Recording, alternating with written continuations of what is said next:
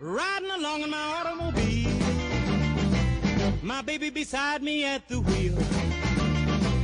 I stole a kiss at the turn of a mile, my curiosity running wild, cruising and playing the radio, with no particular place to go. I got my license on my birthday because I couldn't wait one more day. The morning of my birthday. The day of my birthday, which is August 30th. It was just like a freedom. The ultimate freedom. I wanted my license very badly. Very badly. I'm just so tired of taking the Metro bus everywhere I have to go. It's a huge help when they start driving on their own. I like to go fast. It makes me very nervous. We bought him a real slow car. They think they know everything. I think I'm a safe driver. They just want to have fun. It's natural. They're kids.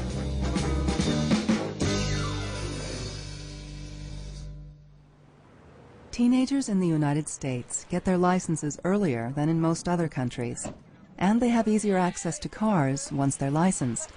In many families, giving the car keys to a newly licensed driver means not only freedom for the teenager, but also relief for the parents from seemingly endless chauffeuring duties.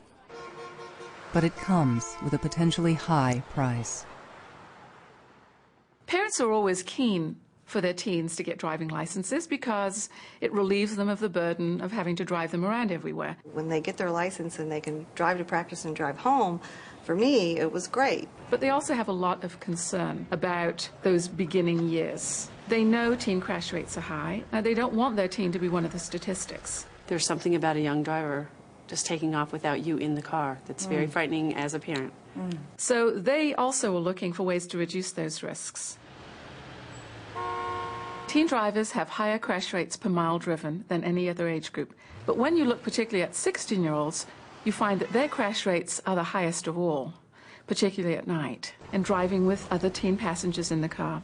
16-year-olds have almost 3 times the crash risk of older teenagers, 18 to 19-year-olds, almost 10 times the crash risk of middle-aged drivers. So it's really 16-year-olds, the youngest drivers, who are most in need of attention.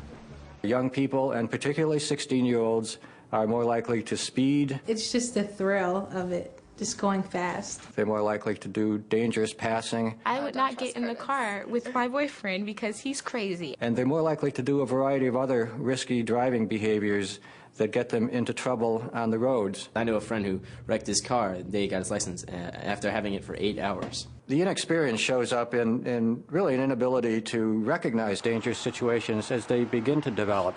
For example, they often don't anticipate what other motorists may do. And because of their inexperience, they're less likely to take appropriate actions in responding to these situations. I did 2 car accidents within a 9-hour period. I rear-ended somebody. I hit a telephone pole with my truck. But they're confident in their own abilities. They're inexperienced, but confident. I'm such a good driver. I think I drive real well. I'm a good driver. So you have several things going on. A risky driving style, inability to recognize and respond to dangerous situations, and overconfidence in their abilities. When you put all this together, you've got a pretty lethal combination. She just loved people. She made friends easy, and she had a lot of friends. Brenda was a good student. She loved to learn. She was really looking forward to going to college. And I never will forget when she had been watching the mail close for her acceptance letter to see if she got into JMU. And she went to the mailbox that day and she came on back. She come through that door and she said, "Yes, yes, yes." And she opened up the envelope, and she looked and she read it. And I can see her now. She just, "Yes, yes, yes," she said. It was a beautiful January day. The sky was so pretty and blue and the sun was bright. And it was just a lovely day. And that particular day, she didn't have to be to school till 11 o'clock. She sit there and she ate a bowl of cereal and she changed clothes 3 times before she left. When she got in the truck, she put a seatbelt on. When she sat in a vehicle, if she was going to drive or if she was riding, she always put a seatbelt on. And anyway, that morning the police scanner was on, and I just, in the back of my mind, I heard them say that there had been a bad accident on Route 130. And I get on down there, and there's a fireman in the road, you know, directing traffic, and I can see a truck, and I could see the bumper, and I saw the sticker. And I knew it was our truck. So I pulled over to the side of the road, and I asked that fireman, I said, the little girl driving that truck, I said, is she hurt bad? He said, are you kin to her? I said, yes, I'm her mother. And by that time, 2 rescue squad workers, one got one side of me and one got on the other side. And I said, the little girl driving that truck, I said, is she hurt bad? And the woman said, yes, ma'am. I said, is she dead? She said, yes, ma'am.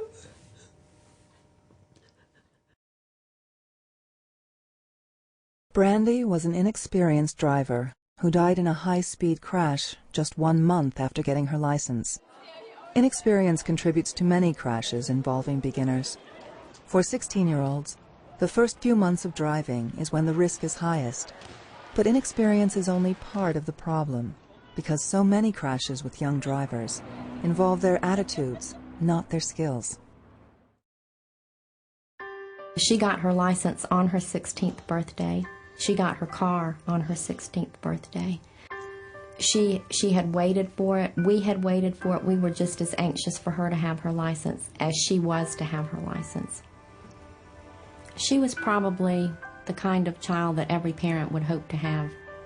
She took everything life had to offer and made the most of it. She had danced for almost 15 years. She had been a competitor in gymnastics, percussionist in the band, and she loved everything she did, and she could never get enough. Unfortunately, Shannon was 16. She was a teenager behind the wheel. She was going to a slumber party that night, and Shannon had a passenger in the car, and her friend had passed her, and probably a combination of, let me see what my little 4-cylinder car can do, Rebecca saying, come on, Shannon, pass Heidi. And as Shannon tried to pass Heidi, Heidi moved over so Shannon couldn't get by her. Shannon lost control of the car, and she was hooked up to life support for 24 hours, but she got caught up in the spirit of the moment, a little bit of peer pressure, a lot of being a teenager and thinking you're invincible. It won't happen to me.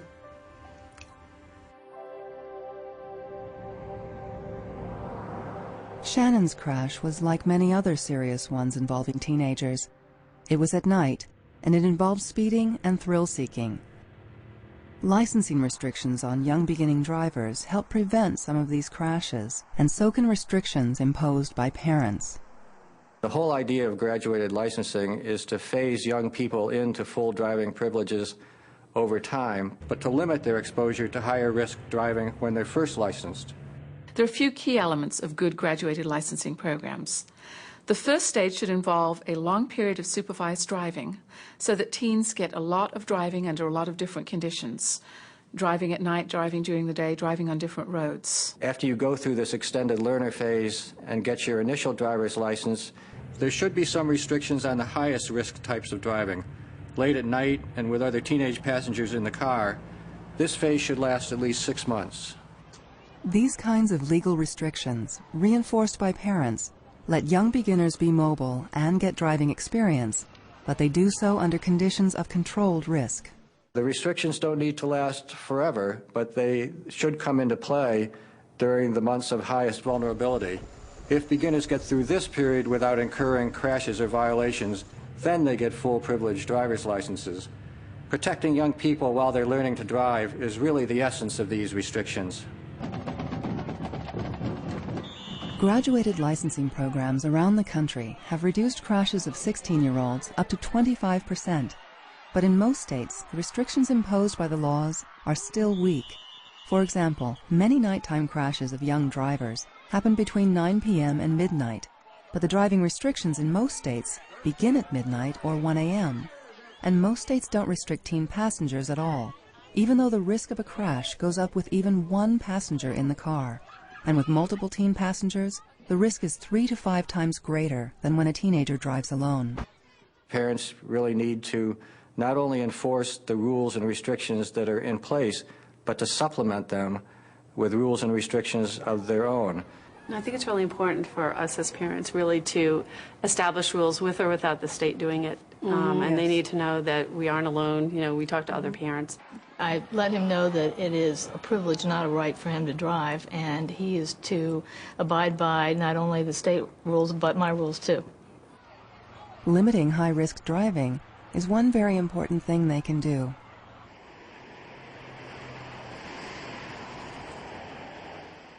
Parents should take an active role in helping teens learn how to drive, making sure they get plenty of supervised driving.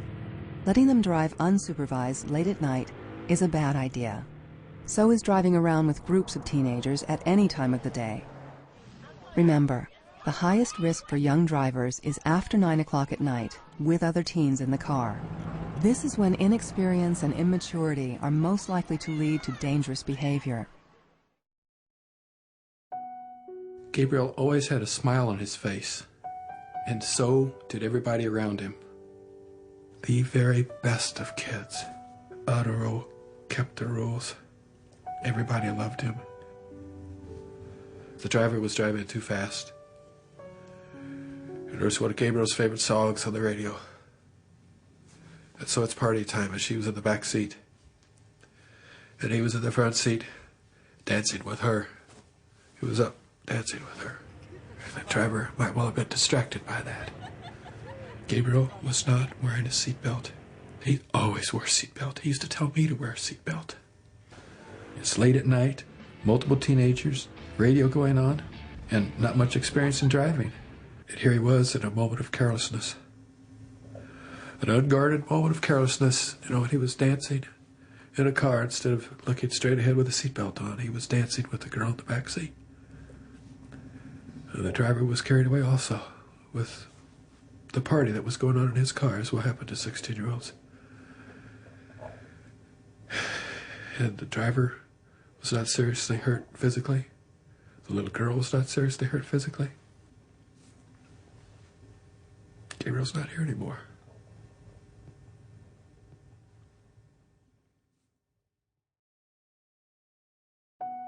Gabriel wasn't even driving. He was a passenger, having fun in the car with other teenagers. And he wasn't wearing his seatbelt. Belt use by teenagers is lower than for adults, and for teen passengers, it's particularly low. This is why parents should insist on belt use all the time for everyone in the car. Other restrictions are important too.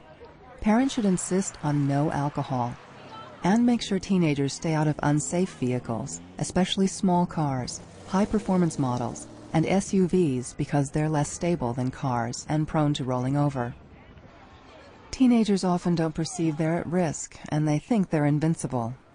There's still a party that's like, it's not going to be me, so why should I worry about it? It happens to other people, never to me. Everyone has that attitude that it's not going to happen to me, because you just don't think it's going to. Attitudes like this, combined with immaturity and peer pressure, can lead any teenager to drive irresponsibly. Their driving behavior is likely to be far different from when parents are in the car. If I'm in the car with my mom, I'll drive the speed limit and make sure I turn on all my blinkers and everything. But if you're in a car with your friends on a Friday night, some of those things just kind of go out the window a little bit. Graduated licensing programs are an important step toward reducing the risks for beginning drivers. But parents also have to help keep their teens safe during the very dangerous first year of driving. We know what works: restrictions on driving after 9 or 10 at night, and not allowing multiple teenage passengers. These restrictions don't keep teens from getting to after-school activities or to work, but they do cut down on some of the most dangerous kinds of recreational driving. I do anticipate when Tori starts to drive that I will be challenged to let him take friends. places. But I also anticipate that he's going to learn how to do that. So yeah, there is a little bit of pressure on the parents, but that's our job. Our job is to not be our kids' best friends. Our job is to make certain that our kids are safe. I got a speeding ticket, I think like a month and a half after I got my license. All my friends were in the car. The music was blasting. No one was paying attention. I don't see stop signs ever. Curbs. People forget they're there. Yeah. And run over them. Just like they'll take sharp turns and be like, ooh. I mean, I almost turned down a one-way street, but that's okay. See, you learn these things as you go along. It's not that bad. You just keep going, but you never really get over it. You never really... It's no way in the world you can get over losing somebody, especially a child.